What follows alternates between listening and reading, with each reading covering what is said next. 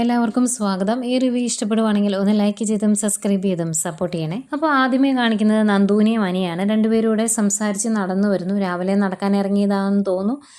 അന്നേരം ഫുട്ബോളിനെ കുറിച്ചാട്ടോ ആദ്യം കുറച്ച് വിശദീകരിക്കുന്നത്.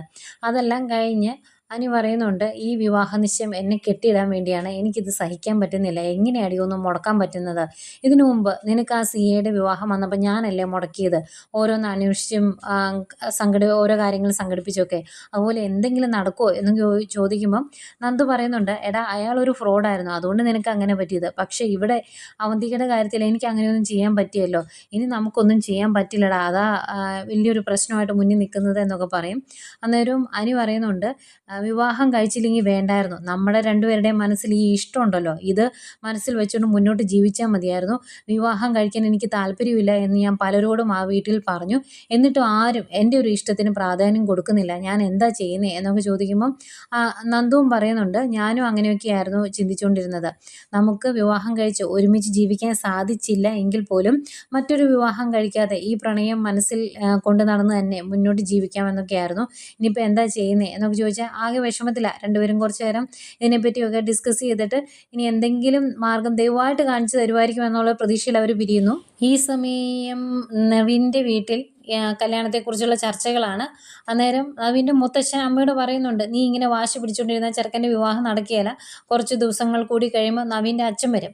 അപ്പോൾ അച്ഛൻ പറഞ്ഞത് ഇനി തിരിച്ച് ഗൾഫിലേക്ക് പോകുന്നതിന് മുമ്പ് നവീൻ്റെ വിവാഹം നടത്തണം എന്നാണ്, അതുകൊണ്ട് അമ്മയൊന്ന് ഒതുങ്ങിയേ പറ്റുള്ളൂ എന്നുള്ള രീതിയിൽ അമ്മയെ ഉപദേശിക്കുവാണ് മുത്തച്ഛൻ. അന്നേരം അത് കേട്ടുകൊണ്ടാണ് നവീൻ അങ്ങോട്ട് വരുന്നത്.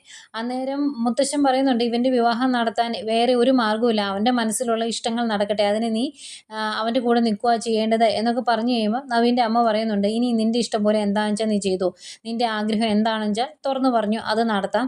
ഇനിയിപ്പോൾ ഞാൻ തൻ്റെ ഉള്ള പെൺകുട്ടിയെ സ്വീകരിക്കുകയില്ല എന്ന് പറഞ്ഞിട്ട് കാര്യമില്ലല്ലോ.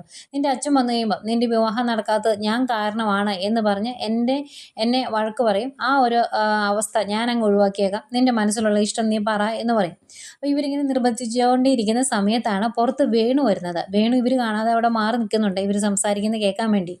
അന്നേരം നവീൻ്റെ അമ്മ ചോദിക്കും, നിൻ്റെ മനസ്സിലൊരു വനിതാ എസ് ഉണ്ടെന്ന് പറഞ്ഞില്ലേ, അതാരാ, ഞങ്ങളോട് തുറന്നു പറ എന്നൊക്കെ പറയുമ്പം നവീൻ ചോദിക്കും, ഞാനത് തുറന്നു പറഞ്ഞാൽ നിങ്ങൾ ഇനി സമ്മതിച്ചില്ലെങ്കിൽ എന്ത് ചെയ്യുമെന്ന്.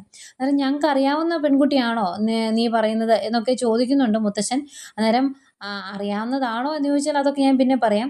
പിന്നെ ഞാൻ ആ പെൺകുട്ടിയോട് എൻ്റെ പ്രണയം തുറന്ന് പറഞ്ഞിട്ടൊന്നുമില്ല, എൻ്റെ മനസ്സിലൊരു ഇഷ്ടമുണ്ട്, അത് ഞാൻ അവൾ തുറന്നു പറയാത്തത് അമ്മ കാരണമാണ്, അമ്മയ്ക്ക് ഇഷ്ടപ്പെടുകയല്ലോ അത് കാരണം, അതുകൊണ്ട് അമ്മയുടെ തീരുമാനം എന്താണ് എന്ന് ചോദിക്കുന്നു. അന്നേരം അവർ പറയുന്നുണ്ട്, ഇനിയിപ്പോൾ എന്തെങ്കിലും ആവട്ടെ, ഏതെങ്കിലും ഒരു പെൺകുട്ടി നീ വിവാഹം കഴിച്ചാൽ മതി, ഞാനായിട്ട് പ്രശ്നങ്ങളൊന്നും ഉണ്ടാക്കുന്നില്ല എന്ന്.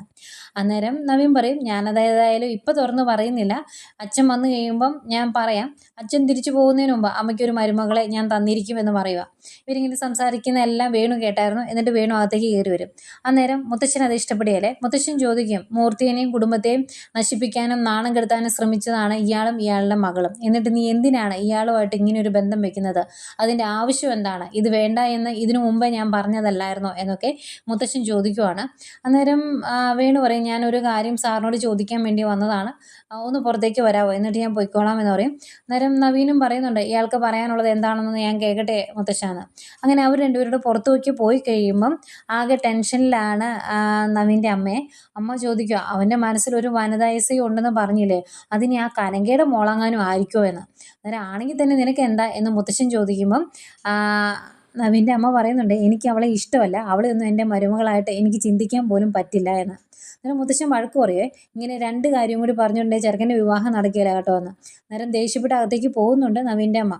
ഈ സമയം പുറത്ത് വേണുവും നവീനോട് സംസാരിക്കുന്നു. നവീൻ ചോദിക്കും, താൻ എന്തിനാണ് ഇങ്ങോട്ട് വന്നത് എന്ന്. അന്നേരം വേണു വന്ന കാര്യം പറയാതെ ചോദിക്കുവാണ്, ഇവിടെ ഒരു വിവാഹാലോചനയൊക്കെ ഞാൻ കേട്ടു, മനസ്സിലേതോ ഒരു വനിതാ എസ് ഉണ്ടെന്നും പറയുന്നതൊക്കെ കേട്ടു, ആ വനിതാ എസ് നന്ദു സാറല്ലേ എന്ന് ചോദിക്കുവാണേ. നന്ദു അല്ലേ എന്ന് ചോദിക്കുക. നവീൻ ചെറുതായിട്ടൊന്നും ചിരിക്കുക മാത്രമാണ് ചെയ്യുന്നത്. അന്നേരം വേണു പറയും, ഉത്തരം പറയണ്ട, ആ മുഖത്ത് ചിരി കാണുമ്പോൾ ആ മനസ്സിൽ ആരാണ് എന്നൊക്കെ എനിക്ക് മനസ്സിലായി.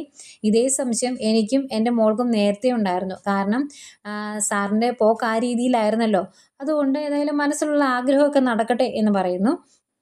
എന്നിട്ട് വേണു തന്നെ ചോദിക്കുന്നുണ്ട്, അനിയും അവന്തികയും തമ്മിലുള്ള വിവാഹ നിശ്ചയം നടന്നു കഴിഞ്ഞാൽ നന്ദുവിനെ ഫ്രീ ആയിട്ട് കിട്ടും, മനസ്സിലെ ആ ഒരു ടെൻഷനുണ്ടല്ലോ, അനിയും നന്ദുവും തമ്മിലുള്ള ഇഷ്ടത്തെക്കുറിച്ചുള്ള, അതങ്ങ് മാറിക്കിട്ടും. അതിനു വേണ്ടിയല്ല ഈ വിവാഹ നിശ്ചയത്തെ സപ്പോർട്ട് ചെയ്യുന്നത് എന്നൊക്കെ ചോദിക്കുമ്പോൾ എനിക്ക് അങ്ങനെയൊന്നുമില്ല.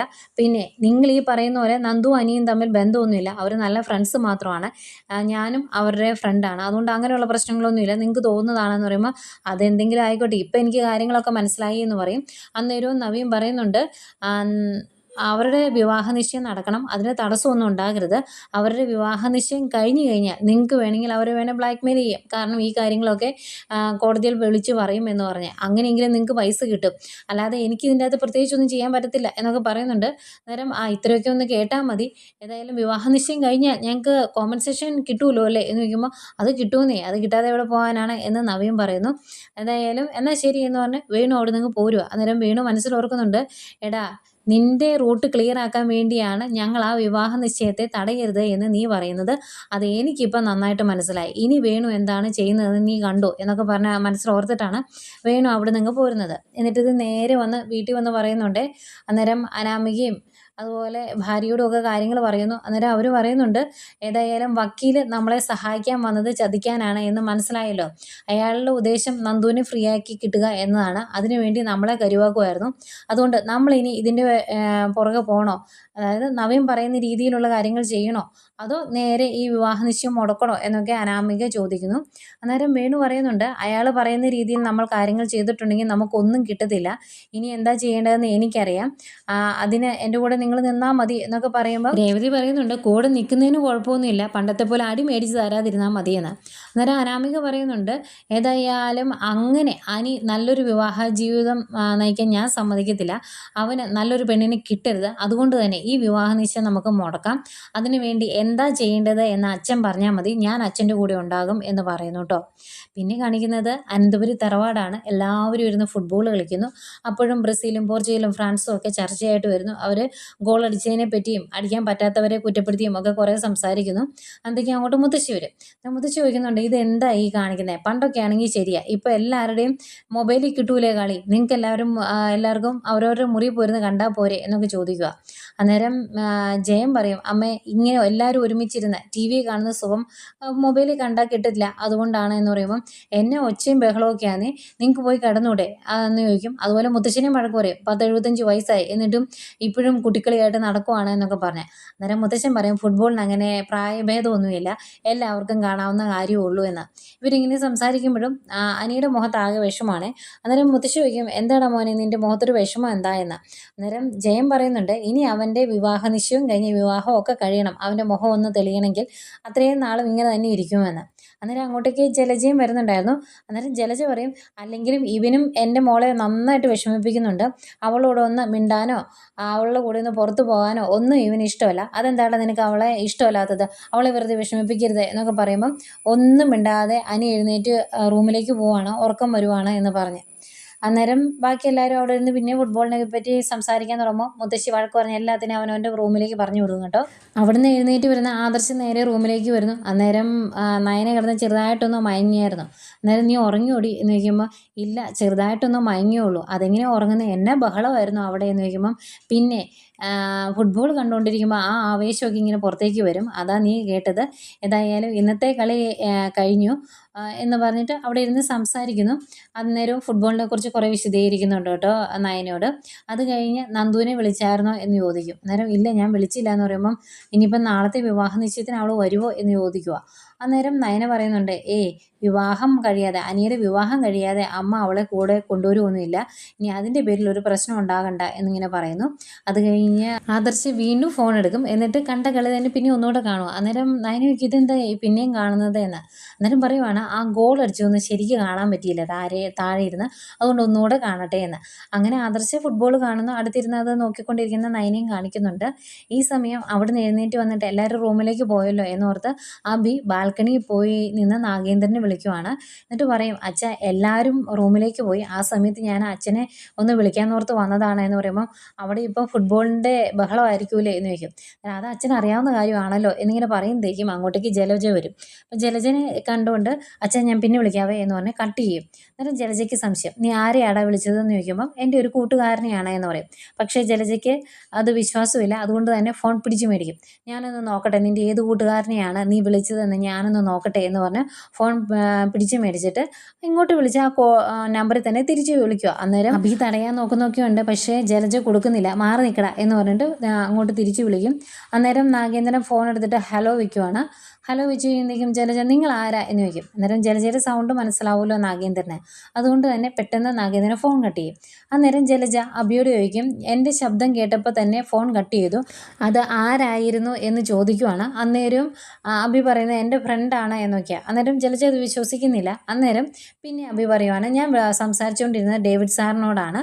ഡേവിഡ് സാറിനെ അമ്മയ്ക്ക് ഇഷ്ടമല്ലല്ലോ, അതുകൊണ്ടാണ് ഞാൻ കള്ളം പറഞ്ഞത് എന്ന് പറയുമ്പം ജലജ പറയുന്നുണ്ട്, നീ അങ്ങനെ പറഞ്ഞിട്ടുണ്ടെങ്കിൽ ഞാനത് വിശ്വസിക്കുകയില്ല. അവന്തിക പറഞ്ഞിട്ടുണ്ടെങ്കിൽ ഞാൻ വിശ്വസിക്കും, കാരണം അവൾ എന്നോട് നുണ പറയുകയില്ല. പക്ഷേ നിൻ്റെ കാര്യം അങ്ങനെയല്ല, നീ വാ തുറന്നാൽ നുണയേ പറയുള്ളൂ. ഈ ഡേവിഡിനെ നിയന്ത്രിക്കുന്നതും നാഗേന്ദ്രൻ തന്നെയല്ലേ, അതുകൊണ്ട് നീ ആരോടാണ് സംസാരിച്ചത്, അയാളോട് തന്നെയല്ലേ എന്ന് ചോദിക്കുമ്പം അഭി പറയുവാണ്, ഞാൻ അച്ഛനോട് സംസാരിച്ചില്ല എന്ന് അമ്മയോട് പറഞ്ഞല്ലോ, ഞാൻ അച്ഛനെ നേരിട്ട് കണ്ടിട്ട് പോലുമില്ല, എന്നിട്ട് അമ്മ ഇങ്ങനെ ബഹളം വെക്കുന്നത് എന്ന്. അന്നേരം ജലജ, അച്ഛനോ, ഏതച്ഛൻ, നിനക്ക് എന്നാണ് അച്ഛനുണ്ടായത്, നിൻ്റെയൊക്കെ ചെറുപ്പത്തിൽ അയാൾ ഇട്ടിട്ട് പോയതാ, എന്നിട്ട് ഇപ്പം അവൻ അച്ഛൻ എന്ന് പറഞ്ഞേക്കുന്നു എന്ന് പറയുക.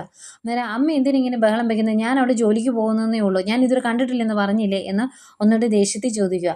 അന്നേരം ജലജ പറയുന്നുണ്ട്, നീ അയാളെ കണ്ടിട്ടും സംസാരിച്ചിട്ടും ഉണ്ട് എന്ന് എനിക്ക് നന്നായിട്ടറിയാം. അങ്ങനെ അല്ലായിരുന്നുവെങ്കിൽ പിന്നെ എങ്ങനെയാടാ നിനക്ക് അവിടുത്തെ വലിയ വലിയ ഡീലുകളിൽ സ്ഥാനം കിട്ടിയത്, അവരോടൊപ്പം പോകാൻ പറ്റിയത് എന്നൊക്കെ ചോദിക്കുമ്പോൾ ഡേവിഡ് സാറാണ് എന്നെ കൊണ്ടുപോയത് എന്ന് പറയും. അന്നേരം ജലജ പറയുന്നുണ്ട്, അയാൾ അങ്ങനെ ചെയ്തിട്ടുണ്ടെങ്കിൽ അതിൻ്റെ എല്ലാം പിന്നിൽ പ്രവർത്തിച്ചത് ആ നാഗേന്ദ്രനാണ് എന്ന്. അന്നേരം അഭി ദേഷ്യപ്പെട്ട്, അങ്ങനെയാണെങ്കിൽ അങ്ങനെ ആയിക്കോട്ടെ, അതിനെന്താ എന്ന് ചോദിക്കുക. അന്നേരം അഭി തിരിഞ്ഞു തുടങ്ങി എന്ന് മനസ്സിലാകുന്ന ജലജ ഒരു ഞെട്ടലോടെ അതിങ്ങനെ കേട്ട് നിൽക്കുന്നു. ഇത്രയും കാണിച്ചുകൊണ്ടാണ് ഇന്നത്തെ കഥ തീരുന്നത്.